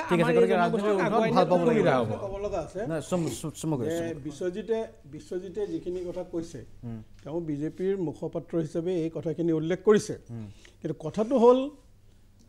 যে তেওঁ কৈছে যে ৰাজনীতি মই ভাবোঁ যে ইয়াত বিজেপি দলৰ সম্পূৰ্ণ ৰাজনীতি সোমাই আছে আপুনি চব মই উত্তৰটো দি লওঁ উত্তৰটো আপুনি ভুলকৈ দিলে মই মানি ল'লোঁ নহয় মোক উত্তৰটো দি ল'ব দিয়ক কথা কৈছোঁ উন্নয়নটো আপোনালোকৰ উন্নয়ন কি হৈছে বুজা গৈছে আপোনালোকৰ উন্নয়ন আজি ধাৰ কৰি চলাইছে আপোনালোকে ধাৰ কৰি চলোৱাটো উন্নয়ন নকয় এটা সমাজত এখন ঘৰত এই প্ৰসংগটো আপুনি ঠিক আছে মই এটা কথা নাই প্ৰসংগটো আঁতৰি নাযাব ঠিক আছে মই ক'ব খুজিছোঁ যে বিজেপি দলে জনগোষ্ঠীয় দাবীটো কিয় মানি সেই কথাটো শহীদ আলী আহমেদৰ ওচৰৰ পৰা জানিব বিচাৰিছোঁ যে জনগোষ্ঠীয় যিখিনি কথা কৈছে এই কথাখিনি মই স্পষ্ট কৰি দিব পাৰোঁ আচলতে আমি সদৌ অসম গৰিয়ামৰীয়া দিশী জাতীয় পৰিষদে আজি 6 মাহৰ পৰা 7 মাহ আগতে যেতিয়া অসমৰ মুখ্যমন্ত্ৰীয়ে অসমীয়া প্ৰথমতে তেওঁ 2014 চনমানৰ পৰাই গৰিয়া মৰিয়া দেশী শব্দটো উচ্চাৰণ কৰি আছিলে মাজতে তেওঁৰ মুখৰ পৰা যেতিয়া 2000 মুখ্যমন্ত্ৰী হোৱাৰ পিছৰ পৰা তেওঁ গৰিয়া মৰিয়া দেশী শব্দটো বাদ দি অসমীয়া মুছলমান থলুৱা মুছলমান ক'ব ধৰিলে বা খিলঞ্জীয়া মুছলমান শব্দ ব্যৱহাৰ কৰিলে তেতিয়া সদৌ অসম গৰিয়া মৰিয়া দেশী জাতীয় পৰিষদে আমি অসমৰ 26খন জিলাৰ উপায়ুক্ত মহোদয়ৰ জৰিয়তে মুখ্যমন্ত্ৰীলৈ স্মাৰক পত্ৰ প্ৰদান কৰিছিলোঁ যে আমি কোনো খিলঞ্জীয়া মুছলমান নহয় আমি অসমীয়া মুছলমান নহয় আমি অসমৰ থলুৱা ইছলাম ধৰ্মী গৰিয়া মৰিয়া দেখি এই জনগোষ্ঠী কিন্তু কালি যিটো পইণ্টত আছে তাত এটা পইণ্ট আছে আৰু সেই পইণ্টটোক লৈ কিছুমানে বিভ্ৰান্তি কৰিছে তাত স্পষ্টকৈ কোৱা আছে যে অসমৰ যি গৰিয়া মৰিয়া দেখি আমি যিটো দাবী কৰিছোঁ যে অসমৰ গৰিয়া মৰিয়া দেখি আদি জনগোষ্ঠীসকলক অসমৰ খিলঞ্জীয়া মুছলমান হিচাপে গণ্য কৰা হৈছে তাত কিন্তু মানুহখিনিক খিলঞ্জীয়া বুলি কোৱা নাই এই জনগোষ্ঠীখিনিৰ কথা কৈছে কিন্তু ইয়াত আমাৰ এটা পইণ্ট আছে এইটো কাৰণতে আজি যদি অসমক আমাক যদি অসমীয়া মুছলমান বুলি কয় সচৰাচৰ কয় যে বাংলাভাষী মুছলমান আৰু অসমত অতীজৰে পৰা থকা মুছলমানখিনি অসমীয়া মুছলমান আমাৰ কাৰণে ভুল শব্দ কিয় ভুল শব্দ অসমৰ বায়ু পানী সেৱন কৰি অসমৰ মৌলিক অধিকাৰ গ্ৰহণ কৰি বৈধ নাগৰিক প্ৰতিজন অসমীয়াই তেওঁ বাংলাদেশৰ পৰা হওক ইউপিৰ পৰা হওক বিহাৰৰ পৰা হওক প্ৰতিজন মুছলমানেই ইছলাম ধৰ্মীয়েই অসমীয়া মুছলমান গতিকে আমি অসমীয়া মুছলমান শব্দটোৰে আৰু একাকাৰ কৰা হ'ব আমাক তাৰে লগত খিলঞ্জীয়া মুছলমানৰ সংজ্ঞাক লৈ আমি বহুত যুঁজ বাগৰ কৰিছোঁ সদৌ অসম ছাত্ৰ সন্থাৰ লগত আমাৰ তেনেকুৱা আমি যিহেতুকে সদৌ অসম গৰিয়া মৰিয়া দেখি জাতীয় পৰিষদে দীৰ্ঘদিন ঐক্য মঞ্চত কাম কৰি আছোঁ সদৌ অসম ছাত্ৰ সন্থা আৰু 30 জাতীয় জনগোষ্ঠীৰ লগত তেওঁলোকৰ যিখন উচ্চস্তৰীয় সমিতি গঠন হৈছিল আৰু তাত আমাক সদৌ অসম গৰিয়া মৰিয়া দেখি জাতীয় পৰিষদক আমাৰ বক্তব্য ৰাখাৰ কাৰণে আমাৰ মন্তব্য শুনিবৰ কাৰণে অসম প্ৰশাসনীয় পদাধিকাৰী মহাবিদ্যালয়ত আমাক আমন্ত্ৰণ কৰিছিল তাত আমি স্পষ্টকৈ কৈছিলোঁ সেই উচ্চস্তৰীয় সমিতিৰ আগত যে আপোনালোকে যি 1951 চনৰ NRCৰ কথা কৈ খিলঞ্জীয়াৰ সংজ্ঞা দিব বিচাৰিছে গৰিয়া মৰিয়া দেখি জাতীয় পৰিষদে আমি কেতিয়াও মানি নলওঁ এইটো কাৰণতে মানি নলওঁ অসমৰ থলুৱা ইছলাম ধৰ্মী গৰিয়াসকলৰ হাজাৰ লোকে 65 চন আৰু 66 চনৰ ভোটাৰ লিষ্ট লিগেচি হিচাপে ব্যৱহাৰ কৰিছে কি তেওঁলোকে 51 চনৰ এই তথ্য বা 51 চনৰ তেওঁলোকৰ ডকুমেণ্টছ নোহোৱাৰ কাৰণে এই মানুহখিনি অখিলঞ্জীয়া হৈ যাব নেকি কাৰণ খিলঞ্জীয়াৰ কোনো চন তাৰিখ থাকিব নোৱাৰে খিলঞ্জীয়াৰ চন তাৰিখটো আমি গৰিয়া মৰিয়া দেখি জাতীয় পৰিষদে মানি নলওঁ তাৰ ঐতিহাসিক পটভূমি থাকিব লাগিব যেনেদৰে কৈছে মেহেদী আলম বৰা ডাঙৰীয়াই যেনেদৰে ক'লে যে তাত হেৰি থাকিব লাগিব ইয়াণ্ডাবু সন্ধি বা উপনিৱেশৰ আগত যিখিনি জাতি জনগোষ্ঠীৰ স্থিতি পোৱা যায় বা তাত উপস্থিতি পোৱা যায় এতিয়া আপোনালোকে খিলঞ্জীয়া মুছলমান হিচাপে স্বীকৃতি দিয়াটো বিচাৰিছিল নে খিলঞ্জীয়া শব্দটো দিলেই ঠিক আছিলে আজিও মুছলমান হিচাপে আমি বিৰোধিতা কৰিম আজি আমাক মুছলমান হিচাপে স্বীকৃতি দিয়া নাই আচলতে এইটো এটা ভুল মেছেজ তেওঁ তাত কৈছে যে গৰিয়া মৰিয়া দেখি শব্দটো কৈছে আমাৰ জনগোষ্ঠীৰ শব্দটো কৈছেতো আমাক মানে মুছলমান শব্দটো নাই নেকি গৰিয়া মৰিয়া দেশী জনগোষ্ঠীসকলক খিলঞ্জীয়া মুছলমান হিচাপে স্বীকৃতি প্ৰদান খিলঞ্জীয়া মুছলমান বুলি কৈছেতো হয় মুছলমান শব্দটো আছে কিন্তু আমাৰ জনগোষ্ঠী শব্দটো আছে না গৰিয়া আছে আজি খিলঞ্জীয়া মুছলমান মই এটা কথা খিলঞ্জীয়া মুছলমানৰ যদি সংজ্ঞা দিব যায় মই ক'লো আপোনাক প্ৰতিজন বৈধ নাগৰিক অসমত বসবাস কৰি থকা তেওঁ 2014 চনতে আহক বাংলাদেশৰ পৰা তেওঁ 2012 চনতে আহক যদি বৈধ বুলি ঘোষণা কৰা হয় তেওঁ খিলঞ্জীয়া মুছলমান হৈ যাব কিন্তু তাত শব্দটো উল্লেখ আছে যে খিলঞ্জীয়া মুছলমান শব্দটোৰ আগে গৰিয়া মৰিয়া দেখি আদি জনগোষ্ঠীসমূহক শব্দটো লগাই দিছে জনগোষ্ঠী শব্দটো লগাই দিছে বুলি কৈছে ঠিক আছে মই ইছমাইল হোসেন ডাঙৰীয়াৰ ওচৰলৈকে গৈছোঁ এবাৰ ইছমাইল হোসেন ডাঙৰীয়া আপোনাৰ ওচৰলৈকে আহিছোঁ ইতিমধ্যে কৈছে যে সাদিক আলী আহমেদে কৈছে যে আমি এই কথাটোৰ কাৰণে আমি সহমত ব্যক্ত কৰিছোঁ যে গৰিয়া মৰিয়া জনগোষ্ঠী শব্দটো আছে তাৰ পাছতে মুছলমান শব্দটো আছে খিলঞ্জীয়া মুছলমান শব্দটো আছে আৰু তেখেতে কৈছে যে কোনো খিলঞ্জীয়াৰ গৰিয়া মৰিয়াসকলক কোনো ধৰণৰ খিলঞ্জীয়াৰ চাৰ্টিফিকেট দিয়া তেনেকুৱা ধৰণৰ প্ৰয়োজন নাই কাৰণ ইতিহাসে যি কয় ইতিহাসৰ লগত জড়িত হৈ আছে বিষয়টো আপুনি কি ক'ব অসমত চৰকাৰে কোনো বাংলাদেশৰ পৰা অহা মুছলমানক ইয়াত অসমীয়া মুছলমান বুলি স্বীকৃতি দিয়া নাই অসমীয়া ভাষী মানুহেও দিয়া নাই 2014 চনত কোনোবা আহিলেও ইয়াত আহি অসমীয়া পৰিচয় ল'ব নোৱাৰে এইটো শ্বহীদ আলীয়ে অলপ ভুল কথা কৈছে যে নহওক তেওঁৰ অনুভূতিক মই সন্মান জনাইছোঁ আৰু তেওঁ মোক ভালকৈ জানে মই কোন হয় আটাইতকৈ অসমত গৰিয়া মৰিয়া আৰু সৈয়দৰ ঐতিহ্য সম্পৰ্কে বেছি কিতাপ লিখা মানুহ মই নিজে সেইকাৰণে তেওঁলোকৰ সমস্যা জানো তেওঁলোকে আচল সমস্যাবোৰ সমাধান হওক তেওঁলোকে বিধানসভা আৰু সংসদত দাবী কৰিছে যে আমাৰ কাৰণে সংৰক্ষণ হ'ব লাগে তেওঁলোকক চৰকাৰে সংৰক্ষণ দিয়ক তেওঁলোকৰ শতকৰা 15% জনগোষ্ঠী মুখ্যমন্ত্ৰী ডাঙৰীয়াই এইটো বিধানসভাৰ আগত কৈছিলে 35% মোগলৰ বিৰুদ্ধে যুঁজ সেই মোগলৰ পৰা 15% কাটি আনিলে আমি স্বাগতম জনাইছোঁ সেই 15%ৰ শতকৰা 15% চাকৰি সংৰক্ষণ কৰক তেওঁলোকৰ নামত এইটো মই দাবী জনাইছোঁ তেওঁলোকৰ এই দাবীক দুই এজনে জনাইছে আৰু সেইখিনি মই সন্মান জনাইছোঁ এইখিনি ডাঙৰ কথা এইবোৰ সংগঠনৰ বহু আগৰ পৰা জাতীয়তাবাদী যুৱ নেতা মতিউৰ ৰহমান ডাঙৰীয়াই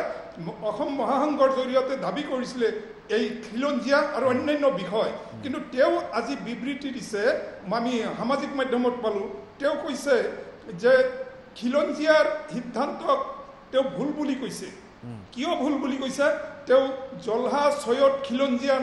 নাই বুলি কৈছে। নহয়, তেওঁলোক অসমত চৈয়দ নামৰ কোনো সম্প্ৰদায় নাই বুলি কৈছে। জলহা ভাৰতীয় হয়, অসমৰ খিলঞ্জীয়া নহয়। এয়া খিলঞ্জীয়াক ধ্বংস কৰাৰ চক্ৰান্ত, এই ধ্বংস কৰাৰ চক্ৰান্ত শব্দটো ব্যৱহাৰ কৰিছে। গতিকে এই সম্পৰ্কে গৰিয়া মৰিয়া সংগঠনৰ নেতৃবৃন্দই কি কয় তেওঁলোকে ক'ব, এই বিষয়ে মই একো নকওঁ, কিন্তু এই প্ৰতিক্ৰিয়াখিনি মই দেখিবলৈ পাইছোঁ। চাহ বাগানৰ জোলহা কেতিয়া আহিছিলে, যদি 4 তাৰিখৰ কথা নাথাকে, কেতিয়া আহিছিলে আৰু যদি নিগোষ্ঠীয় বিচাৰ কৰা নহয়, তেওঁলোকৰ DNA টেষ্ট কৰা নহয়, তেনেহ'লে এই যে 35% মোগল কোৱা হয়, মোগলৰ ভিতৰত কিন্তু এই মানুহখিনিকো ৰাজনীতিয়ে ধৰি ৰাখিছিলে এটা সময়ত। এতিয়া কাটিত যদি দিছে ক'ব নোৱাৰোঁ। আৰু মই ভাবোঁ ভৱিষ্যতে যাতে 35% সভ্যতাৰ শত্ৰু শব্দ আৰু 35% মোগল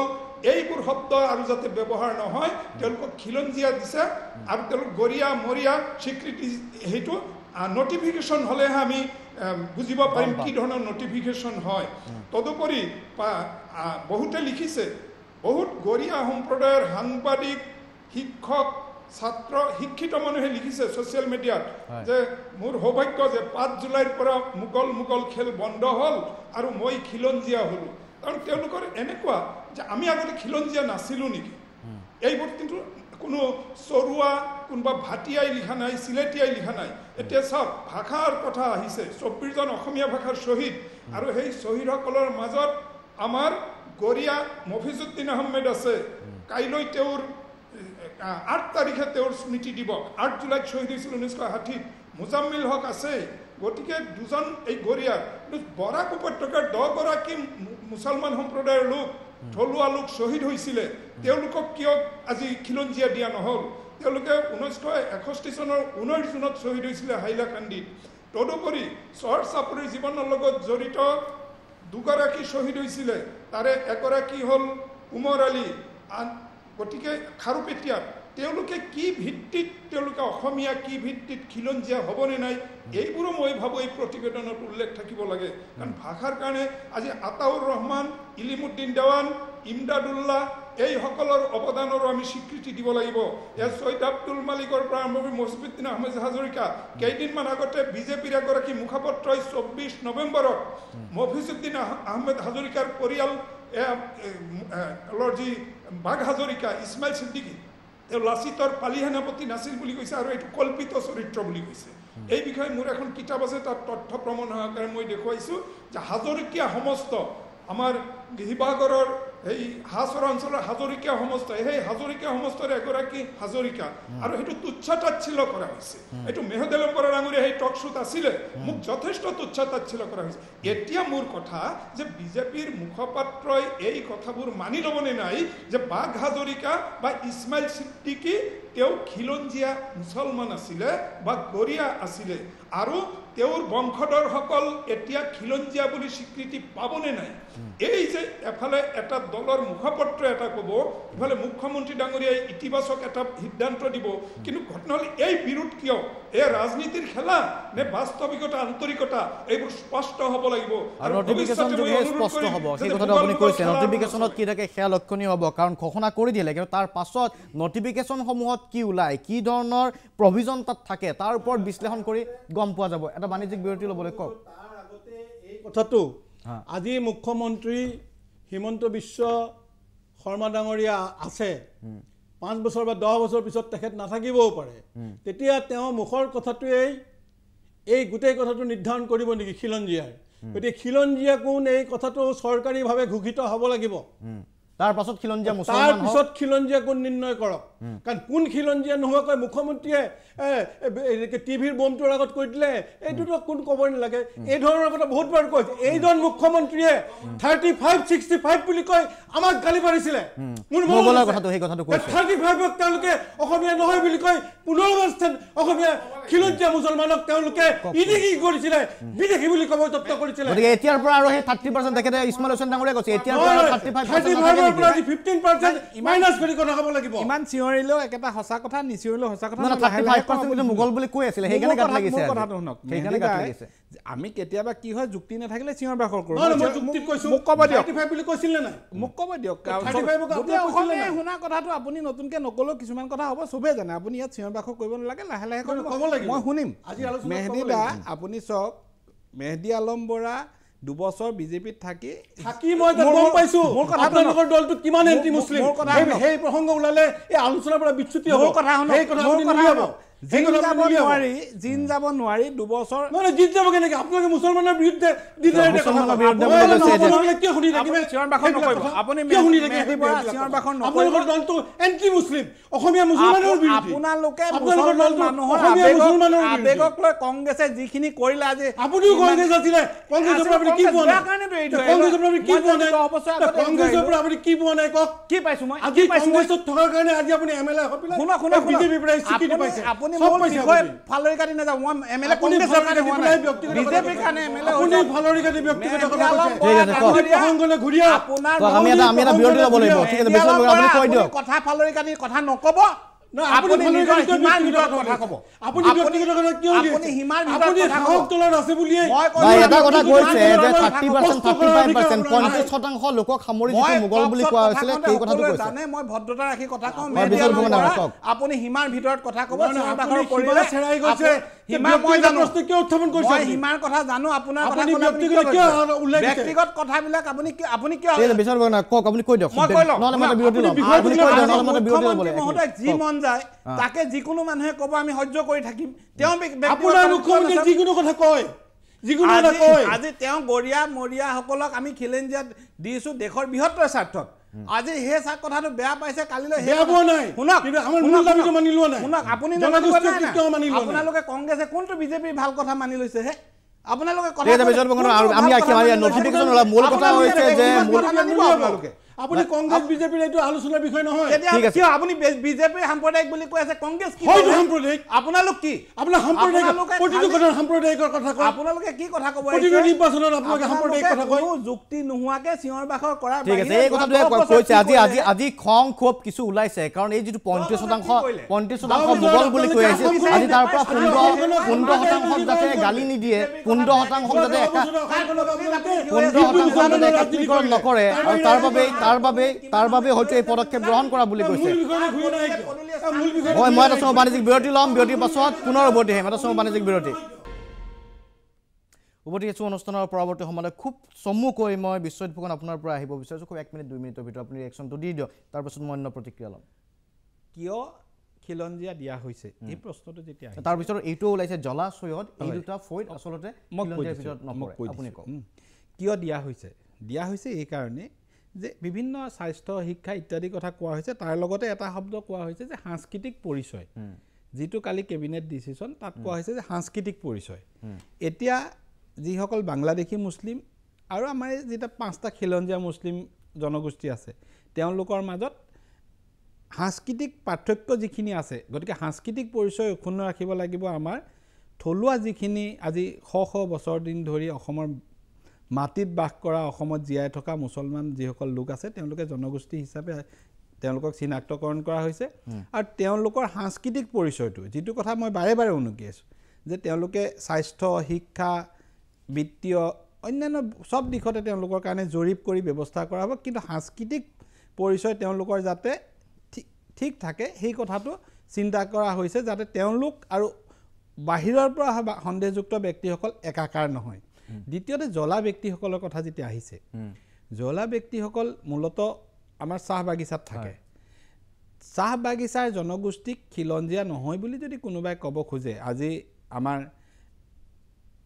কংগ্ৰেছ দলৰ মুখপাত্ৰ মেহদী আলম বৰা ডাঙৰীয়া যদি কয় যে জলা জনগোষ্ঠী খিলঞ্জিয়া নহয় তেতিয়াহ'লে তেখেতসকলে ক'ব লাগিব যে চাহ জনগোষ্ঠী সম্পূৰ্ণৰূপে জলাই হওক ওৰাঙেই হওক তেওঁলোক চব খিলঞ্জিয়া কিন্তু তেওঁলোক ইছলাম ধৰ্মী হোৱাৰ কাৰণে ক'ৰবাত খিলঞ্জিয়া শব্দটোৰ ক্ষেত্ৰত অসুবিধা হয় সেইকাৰণে আইডেণ্টিফাই কৰি দিয়া হৈছে যে যিসকল চাহ জনগোষ্ঠীৰ ব্যক্তি আছে বাহিৰৰ পৰা আহিছে অসমৰ চাহ বাগানত আছে বা এক্সটি সেইসকলক খিলঞ্জিয়া বুলি কোৱা হৈছে গতিকে মেহদী আলম বৰা ডাঙৰীয়া এইটো কথা তেখেতসকলে যিটো কৈছে কৈ দিয়ক যে চাহ জনগোষ্ঠী খিলঞ্জিয়া নহয় ঘোষণা কৰি দিয়ক কংগ্ৰেছ দলৰ পৰা চাহ জনগোষ্ঠীয়ে কংগ্ৰেছক যি ক'ব লাগে ক'ব আমি কিন্তু চাহ জনগোষ্ঠী আজি তাঁতী ওৰাং তাচা বিভিন্ন যিসকল আছে তেখেতসকলৰ লগত জোলাসকলক একাকাৰ কৰি খিলঞ্জীয়া বুলি কৈছোঁ জনজাতিকৰণ বিচাৰি আছে কিন্তু সেইটো এতিয়ালৈকে দিয়া হোৱা নাই এই ষ্টেণ্ডটো জনগোষ্ঠী বিচাৰি আছে মই শেষ কৰি লওঁ তাৰপিছত আপুনি ক'ব মই শেষ কৰি লওঁ সেইটো আৰু আপুনি কৈছিলে দ্বিতীয়তে ছৈয়দৰ কথাটো ছৈয়দৰ কথাটো হয় ছৈয়দৰ কথাটো আপোনালোকে যিটো কৈছে বহুতে কৈছে যে ছৈয়দ জনগোষ্ঠীৰ ছৈয়দ উপাধিটো থকা ব্যক্তিসকল পৃথিৱীৰ বিভিন্ন ঠাইত আছে তেখেতসকলে হজৰত মহম্মদৰ বংশধৰ বুলি ভাবে কিন্তু অসমত ছৈয়দ কোনসকল ইয়াত এটা কথা কৈছে যে অসমত বাস কৰা অসমৰ ছৈয়দসকল যিসকল আজান পীৰৰ বংশধৰ বুলি ক্লেইম কৰা যিসকল ব্যক্তি আছে বেছি নাই 10টামান পৰিয়াল আছে আপুনি খবৰ কৰিব 10টা 11টা পৰিয়াল আছে যিকেইটা পৰিয়াল ছৈয়দ পৰিয়াল আৰু তেওঁলোকৰ পৰা লাহে লাহে বাঢ়ি হয়তো বেছি হৈছে অৰিজিনেল 10টামানেই পৰিয়াল আছে তেওঁলোকক আজি তেখেতসকলে সকলোৱে আমি আজান ফকীৰৰ কথা ক'বলৈ যাওঁ তাৰ পাছত যদি আজান ফকীৰৰ বংশধৰসকলক আজি তেওঁলোকৰ মাজৰ আজি ইছলাম ধৰ্মী মানুহে খিলঞ্জীয়া নহয় বুলি কয় মোৰ ক'ব লগা একো নাই সেইটো তেখেতসকলে সিদ্ধান্ত ঠিক আছে মই শহীদ আলী আহমেদ আপোনাৰ ওচৰলৈকে আহিছোঁ মতিউৰ ৰহমত ডাঙৰীয়াই যিটো লিখা লিখিছিলে বুলি কৈছে ইছমাইল হোসেন ডাঙৰীয়াই কৈছে সেই কথাটো কওক আপুনি তেওঁৰ এটা প্ৰশ্নমূলক ঠিক আছে মই আহিম মেনেজাৰ আপোনাৰ ওচৰলৈকে আহিম পৰৱৰ্তী মই 4টামান কথা ক'ম কি যে ইছমাইল হোসেন মহাশয়ে যিটো এটা কথা কৈছিলে যে আগত যেতিয়া এই থলুৱা ইছলাম ধৰ্মী গৰিয়াসকলৰ সাংসদ আছিল MLA আছিল তেওঁলোকে কিয় এইবিলাক কথা কোৱা নাছিলে মই ষ্টুডিঅ'ত বহিয়ে প্ৰথম এটা কথা কৈছোঁ যে আমি এই জনগোষ্ঠীয় সংগ্ৰামখন সুকীয়াকৈ কৰিব লাগিব বুলি কেতিয়াও ভবা নাছিলোঁ আমি অসমীয়া জাতিৰ এটা অবিচ্ছেদ্য অংগ মই বাৰ কৈ আছোঁ যে আমি অসম আন্দোলন কৰিছোঁ অসম আন্দোলনৰ বিৰুদ্ধে আৰু বেলেগে অসম আন্দোলনৰ বিৰোধিতা কৰি বেলেগ সংগঠন জন্ম হৈছে কিন্তু অসমৰ থলুৱা ইছলাম ধৰ্মীসকলে সেই সংগঠনৰ লগত জড়িত হোৱা নাই তেওঁলোকে অসম আন্দোলনৰ লগত জড়িত ভাষা আন্দোলনৰ লগত জড়িত মাধ্যম আন্দোলনৰ লগত জড়িত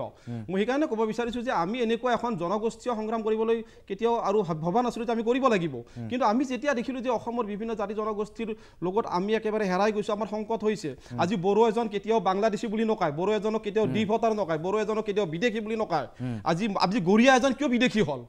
তাৰ মানেটো কি কোনোবা বিদেশী আহিছে একে ইছলাম ধৰ্মী যাৰ কাৰণে আমাৰ অসুবিধা হৈছে মৰাণৰ যিটো অসুবিধা সেই অসুবিধাটো গৰিয়াসকলৰ নহয় গৰিয়াসকলৰ অসুবিধাটো বেলেগ আজি মৰাণ এজনক কোনো প্ৰব্ৰজনকাৰী বুলি নকয় বিদেশী বুলি নকয় বহিৰাগত বুলি নকয় কিন্তু গৰিয়া এজনক আজি ক'ব লগা হৈছে কিয় আমাৰ নাম একে আজি মই শহীদ আলী আহমেদ মই গৰিয়া নে মৰিয়া নে মই দেশী নে মই তাৰকাতাৰ তলেৰে আহা বাংলাদেশী নে কি মোৰ কোনো পৰিচয় নাই গতিকে আমি পৰিচয় সংকটত ভুগিছোঁ গতিকে আমাৰ কথাটো হ'ল কি আমি সময়ৰ সাপেক্ষে আমি এই সংগ্ৰামখন কৰিব লগা হৈছে তাৰে পিছত মেহদী আলম বৰাদাইও আমাৰ কিছু কথা কৈছে যে এই জনগোষ্ঠীয় কথাখিনি তেওঁ ক'লে যে আচলতে তেওঁলোকে জনগোষ্ঠীয় মই সেইকাৰণে এই কথাখিনি ক'ব বিচাৰিছোঁ যে গৰিয়া মৰিয়া দেশীসকলৰ যিখন সংগ্ৰাম এই সংগ্ৰামখনেই আছিল জনগোষ্ঠীয় অস্তিত্ব ৰক্ষাৰ কাৰণে আৰু জনগোষ্ঠীয় নামেৰে সংগ্ৰাম কৰিছিলোঁ আমি যে সেইকাৰণে আমি মানি লৈছিলোঁ যে যিহেতুকে অসমৰ থলুৱা ইছলাম ধৰ্মীসকলৰ গৰিয়া মৰিয়া দেশীসকলক অসমৰ খিলঞ্জীয়া হিচাপে স্বীকৃতি প্ৰদান কৰা হওক কাক কৰা হৈছে গৰিয়াসকলক কাক কৰা ইয়াততো কোনোবা এটা পূৰ্ববংগীয় সংগঠনৰ বা পূৰ্ববংগীয় জনগোষ্ঠীৰ নাম ইয়াত লিখা নাই আজি বহুতে দাবী কৰে মিয়া জনগোষ্ঠী আজিতো আমাক মিয়া জনগোষ্ঠীৰ লগত একাকাৰ কৰা নাই আমাৰ এটা কথা যে আমাক একাকাৰ কৰা নাই আৰু কিছুমানে ক'ব বিচাৰিছে যে ইয়াত আপোনালোকৰ ব্ৰেকিং আহি আছিলে যে সৈয়দ আব্দুল মালিক ছাৰ খিলঞ্জীয়া নাছিলে নেকি আগতে আপোনালোকে খিলঞ্জীয়া নাছিলে নেকি এই কথাখিনি মই স্পষ্ট কৰি দিব বিচাৰিছোঁ আমি খিলঞ্জীয়া আছিলোঁ আমি ইয়াৰে থলুৱা হয় কিন্তু আমাক সংখ্যালঘুৰ আওতাত লৈ একে মুছলমান কাৰণে ধৰ্মটো একে কাৰণে আমাক খিলঞ্জীয়া আমাক সংখ্যালঘুৰ আঁতত নি আমাক সংখ্যালঘু বুলি ক'লে আমাক দাবাই ৰাখিছিলে আমাৰ খিলঞ্জীয়াৰ অস্তিত্ব নাইকিয়া কৰি মাত্ৰকে আমাক একাকাৰ কৰি মাত্ৰকে খিলঞ্জীয়াৰ মাজতে আমাক খিলঞ্জীয়া সংখ্যালঘুৰ মাজতে সংখ্যালঘু বনাই আমাক মাইক্ৰস্কপি সংখ্যালঘু বনাইছিল য'ত আমাৰ অস্তিত্বৰ সংকট হৈছে আমি সকলো প্ৰাপ্যৰ পৰা বঞ্চিত হৈছোঁ যেতিয়া নিৰ্বাচনৰ সময়ত কোৱা যে 35% মোগল তাৰ ভিতৰত আপোনালোকক সোমাই আছিল চাগে ভাষণ আছিলে মুখ্যমন্ত্ৰী মহোদয় তেতিয়া কৈছিলে তেওঁলোকৰ ৰাজনীতি তাৰ আমি বিৰোধিতা কৰিছোঁ কিন্তু মুখ্যমন্ত্ৰী মহোদয় যেতিয়া আমাৰ কামখিনি আগবাঢ়িব গৈছে তাত আমি কি বাধা দিম নেকি যে আমাৰ কাম কৰিব নালাগে আপুনি আমাক মোগল বুলি কৈছিলে সেই কথাখিনিত আমি কম নেকি আমি যিটো সময়ত যিটো বিৰোধিতা কৰিব লাগে য'ত তেওঁ ভাল কাম কৰিছে তাৰ আমি ৱেলকাম জনাইছোঁ য'ত বেয়া কৰিছোঁ আমি তাৰ বিৰোধিতা কৰিছোঁ অকল তেওঁৱে নহয় কাৰণ আমি মেহদী আলম বৰাদাই এটা কথাও জানিব লাগে তেওঁলোকে অসমৰ ইতিহাসত প্ৰথমবাৰৰ বাবে তেওঁলোকৰ যি মুখ্যমন্ত্ৰী আছিল সন্মানীয় তৰুণ গগৈ মহোদয় তেওঁ 2015 চনৰ 15 আগষ্টত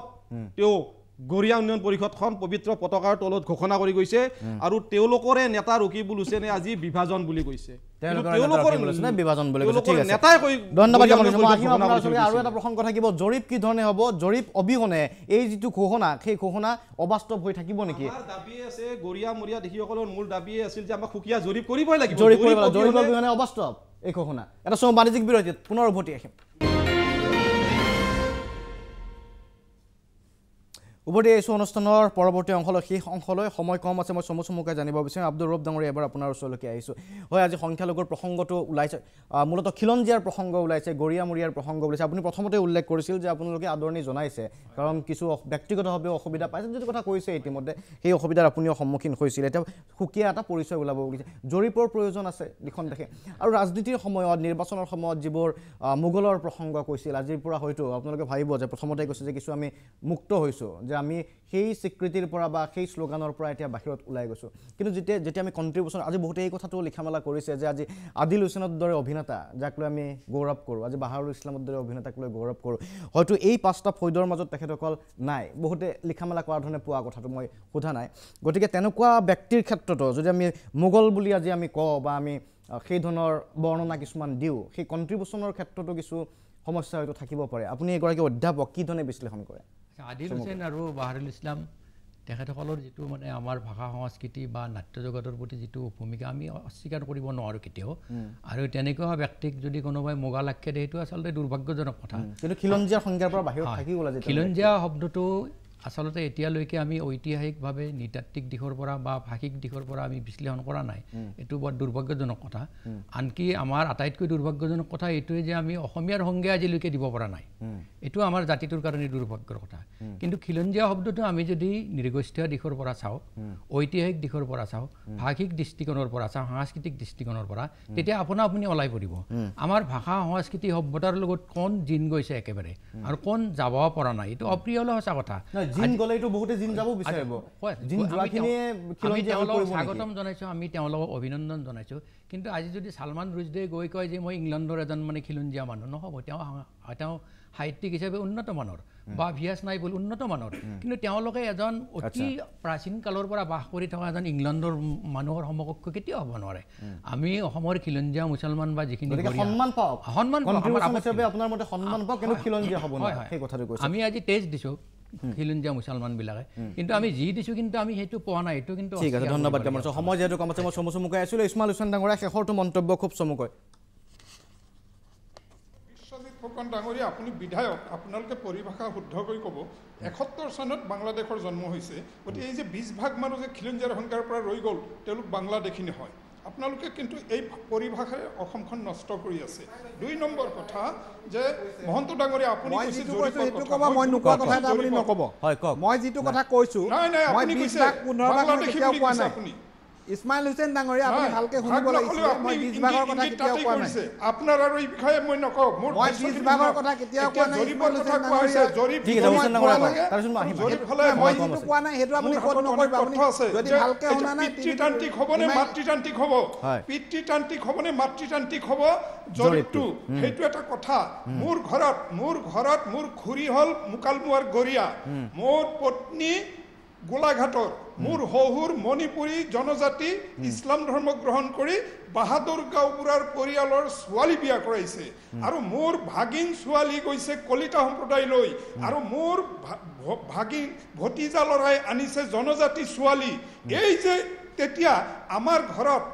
কি হ'ব সেই মাতৃতান্ত্ৰিক হ'ব নে পিতৃতান্ত্ৰিক হ'ব জৰীপটো কি ধৰণে হ'ব জটিলতা কিছু নিশ্চয় সেই এইবোৰ কথা আছে আৰু মোৰ এজন বন্ধু আছে তেওঁ 57 চনত তেওঁৰ দেউতা আহিছিলে পূব পাকিস্তানৰ পৰা ব্যৱসায় কৰিবলৈ তেওঁ বিয়া কৰালে গৰিয়া ছোৱালী এটা তেওঁ গৰিয়া হ'বনে নাই তেওঁ খিলঞ্জীয়া হ'বনে নাই এইবোৰ প্ৰশ্ন আছে এনেকুৱা উদাহৰণ মোৰ হাতত আছে আৰু জৰীপ হ'লে খেলা জমিব আৰু সেই জৰীপটো শুদ্ধভাৱে হওক মই গৰিয়া মৰিয়া আৰু সৈয়দ এইবোৰ স্বাৰ্থত কৈছোঁ মই মতিউৰ ৰহমানৰ সেই প্ৰশ্নটো উত্থাপন মই কৰিছোঁ যে সৈয়দ আৰু জুলহা সম্পৰ্কে তেওঁলোকে যিখিনি কৈছে সৈয়দসকলৰ এই ভাৰতবৰ্ষ ভূমি নহয় তেওঁলোকৰ পূৰ্বপুৰুষৰ আৰু জুলহাসকল 1826 চনৰ পিছত গতিকে এইবোৰ প্ৰশ্ন স্পষ্ট হোৱা উচিত গতিকে স্পষ্ট হ'লে আমি একেবাৰে গৰিয়া মৰিয়া এইসকলৰ কাৰণে মই লিখা মেলাৰে কৰিছোঁ সামাজিকভাৱে মই তেওঁলোকৰ কাৰণে সময় দিম মই জপিয়াই কৰিম তেওঁলোকৰ উন্নয়নৰ কাৰণে কিন্তু তেওঁলোকে যাতে অন্য সম্প্ৰদায়ক দোষাৰোপ নকৰে ঠিক আছে অন্য সম্প্ৰদায়ক দোষাৰোপ নকৰে এতিয়া যিহেতু এতিয়া যদি সুকীয়া পৰিচয় পালে অন্য সম্প্ৰদায়ক যদি জড়িত কৰা নহয় খুব চমুকৈ মেডিয়াম একেবাৰে এক লাইনত ক'ব খুজিছোঁ যে ব্ৰিটিছসকল অহাৰ আগলৈকে যিখিনি মানুহ অসমত বা উত্তৰ পূৰ্বাঞ্চলত আছিলে সেইখিনিক সামগ্ৰিকভাৱে খিলঞ্জীয়া বুলি মানি লোৱা হৈছে আৰু ব্ৰিটিছ অহাৰ দিনৰ পৰা 1947 চনলৈকে যিসকল লোক আহিছে তেওঁলোক অসমীয়া বৃহত্তৰ অসমীয়া জাতিৰ অংশীদাৰ হৈ পৰিছে তেতিয়াহ'লে জুলহা হ'বনে নহয় এতিয়া নহয় তেওঁলোকতো তাৰ মাজত যেতিয়া পৰিব তো বৃহত্তৰ অসমীয়া সমাজৰ চাহ বাগিচাৰ লোক হিন্দু মুছলিম সকলোৱে অংশীদাৰ আৰু 47 চনৰ পৰা 71 চনলৈকে যিসকল আহিছে তেওঁলোকক ন অসমীয়া বুলি অসম চুক্তিয়ে মানি লৈছে গতিকে এই সাধাৰণ ধাৰণাটো লৈ আমি বৃহত্তৰ অসমীয়া জাতি গঠনৰ প্ৰক্ৰিয়াটোক মানি লৈ যদি আমি সকলোৰে স্বীকৃতি আদায় কৰিব পাৰোঁ আৰু লগতে গৰিয়া মৰিয়াসকলক যদি আমি এই 5টা জনগোষ্ঠীক যদি আমি জনগোষ্ঠীয় স্বীকৃতি দিয়াৰ পক্ষে থিয় হ'ব এই সমস্যাটো সমাধান হ'ব ঠিক আছে ফুকন ডাঙৰীয়া শেষত মই শেষ কৰিব খুজিছোঁ মই প্ৰথমে ইছমাইল হুছেইন ডাঙৰীয়াৰ কথাত ক'ব খুজিছোঁ তেখেতে প্ৰত্যক্ষভাৱে মোৰ নাম কৈ মই নোকোৱা কথা এটা কৈছে মই ইছমাইল হুছেইন ডাঙৰীয়াক এতিয়া বেছি বিতৰ্ক কৰিবলৈ সময় নাই স্পষ্ট কৰিছে যে আপুনি স্পষ্ট কৰিছে আৰু কৈছে যে ভৱিষ্যতে যেতিয়া আপুনি টক শ্ব' কৰিব ভালকৈ শুনি ল'ব নোকোৱা কথা এটা আপুনি কোট নকৰিব ইছমাইল হুছেইন ডাঙৰীয়া আপুনি পঢ়া শুনা কৰা মানুহ লিখা মেলা কৰা মানুহ গতিকে পঢ়া শুনা আৰু লিখা মেলা কৰা যেতিয়া আপোনাৰ নিজৰ চিনাকি বাৰে বাৰে দি আছে গতিকে মই নোকোৱা কথা এটা মোৰ মুখত ওলাইছে বুলি আপুনি দ্বিতীয়বাৰ নক'ব মই এইটো ছেকেণ্ডলি আপুনি যিটো কৈছে যে 57ত অহা মানুহজন খিলঞ্জীয়া হ'বনে নহ'ব 100% নহয় 57ত আহি পাকিস্তানৰ পৰা ইয়াত খিলঞ্জীয়া দাবী কৰিবলৈ আপুনি কিবা দিব পাৰে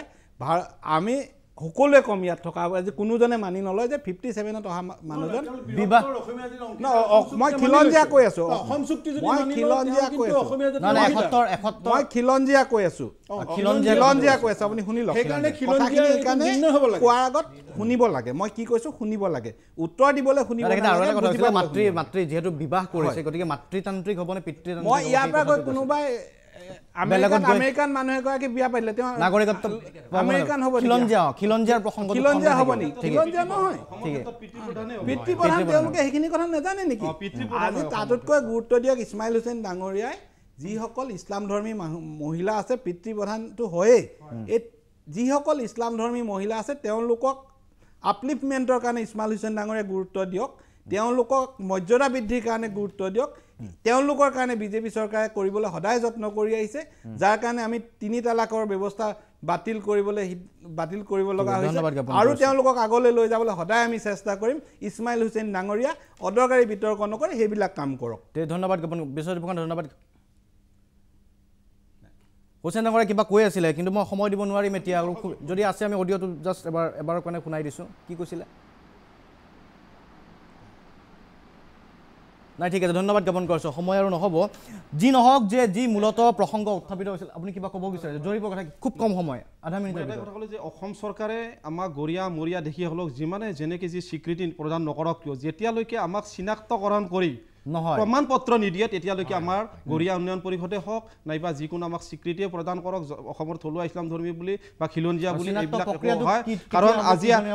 আজি অসমৰ থলুৱা ভূমিপুত্ৰ দেশীসকলক উজনি অসমৰ ফালে বাংলাদেশী বুলি কোৱা হয় কাৰণ তেওঁলোকৰ লগত প্ৰমাণ পত্ৰখন নাই কাৰণে তেওঁলোকে এটা অবিভক্ত গোৱালপাৰাত বসবাস কৰে তেওঁলোকৰ এটা নিজা ভাষা আছে